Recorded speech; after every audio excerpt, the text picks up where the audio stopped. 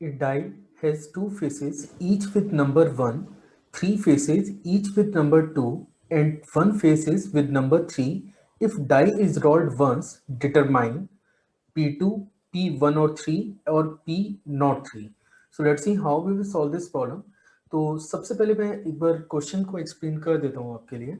देखिए डाइस है और ये नॉर्मल डाइस नहीं है। इसमें जनरली जब आप नॉर्मल डाइस की बात करते हैं वहां पे क्या होता है कि एक फेस पे 1 होता है, एक पे 2 होता है, 3 4 5 6, ये जनरली एक नॉर्मल डाइस का पैटर्न है। लेकिन आपको एक स्पेशल डाइस दी गई है जिसमें 2 फेसेस पे तो 1 मौजूद है, 3 फेसेस पे 2 मौजूद है और एक फेस पे 3 मौजूद है। फाइन। अब ही वाज आस्किंग कि आप इसके चांसेस निकालिए। P2 स्टैंड फॉर या P2 represent for the probability the probability the probability when we get 2 on the face, है ना। हम डाइस को रोल करते हैं और हमें 2 मिले, इसके कितने चांसेस होंगे, पहला क्वेश्चन ये है। दूसरा क्वेश्चन हमारे पास है P1 और 3। तो इसको अगर हम लोग समझना चाह रहे हैं तो he was saying the probability when we get 1 और 3 मीन्स हम एक डाइस को रोल करेंगे। अब या तो 1 आना चाहिए या फिर 3 आना चाहिए, इसके कितने चांसेस होंगे। और लास्ट केस है P द प्रोबेबिलिटी नॉट 3 का मतलब अगर हम लोग समझें व्हेन जो फेस पे देयर इज नो 3, मतलब 3 के अलावा ही कोई फेस जनरेट होना चाहिए। जैसे आपने एक डाइस को थ्रो किया तो 3 के अलावा ही कोई नंबर आना चाहिए, आइदर 1 आना चाहिए या फिर 2 आना चाहिए। तो यहां पे मैं लिख देता हूं the probability when face is not 3। तो ये 3 क्वेश्चन आपको यहाँ पे सॉल्व करने हैं। तो चलिए देखते हैं कि कैसे कैसे हम लोग सॉल्व करेंगे इसको। तो सबसे पहला क्वेश्चन है, सबसे पहला क्वेश्चन का पार्ट है कि मुझे फेस पे 2 चाहिए। ठीक है, तो इवेंट की प्रोबेबिलिटी अगर मुझे निकालनी है, अगर मैं चाहता हूं कि फेस पे 2 आए, तो ये होगा cardinal number of favourable event divided by sample space के। ठीक है, अब सैंपल स्पेस की बात कर सकते हैं। तो सैंपल स्पेस में अगर आप देखते हैं तो ये टोटल 6 फेसेस आपके पास मौजूद हैं। और एनएस की अगर अपन बात करेंगे, सैंपल स्पेस के कार्डिनल नंबर की बात करेंगे, तो इसके नंबर ऑफ वेज होते हैं 6C1, मतलब 6 में से कोई भी एक फेस आ सकता है। अब हम बात करते हैं कि हमारे फेवर के केस कितने हैं।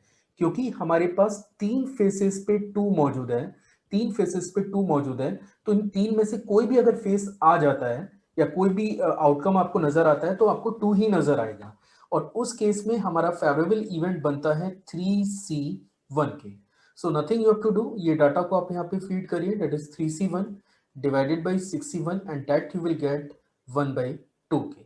अब चलते हैं सेकेंड क्वेश्चन पे कि या तो 1 आना चाहिए या फिर 3 आना चाहिए। तो आप यहाँ पे देख सकते हैं कि अगर फेस पे 2 आया है, अगर फेस पे 2 आया है, तो अब रेस्ट ऑफ देम केसेस में या तो 1 आएगा या फिर 3 आएगा। जैसे किसी एक फेस पे 2 आ चुका है तो हम लोग ये लिख सकते हैं probability of when face is 2 plus probability of 1 और 3, इन दोनों केस प्रोबेबिलिटी का जो सम है वो हमेशा 1 के इक्वल होगा। तो यहां से प्रोबेबिलिटी ऑफ 1 और 3 हमारे पास बन जाता है 1 माइनस प्रोबेबिलिटी ऑफ 2 के, और इसको हम लोग लिख सकते हैं 1 minus 1/2 and that will become 1/2 के।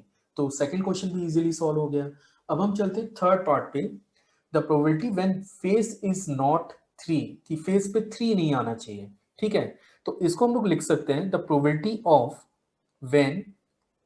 when face is 3 plus probability of when face is not 3, the sum is always equal to 1। ठीक है, आपके फेस पे 3 आए, मतलब जब आप एक डाइस को थ्रो कर रहे हैं तो फेस पे 3 आए या फिर 3 नहीं आए, इन दोनों का जो सम है वो 1 होता है। तो फेस पे 3 आए, इसके कितने चांसेस हैं, अगर मैं इसकी बात करूं तो ये हमारे पास होगा 1/6 के, क्योंकि एक ही फेस पे 3 मौजूद है। अब हमें निकालना है probability when no not 3 is there, not 3 मतलब फेस पे 3 नहीं आना चाहिए, ये 1 के बराबर होगा। और इसको अगर हम लोग सिंप्लीफाई करते हैं तो probability of not 3 is equal to 1 minus 1/6, और we can write it this is equal to 5/6 के।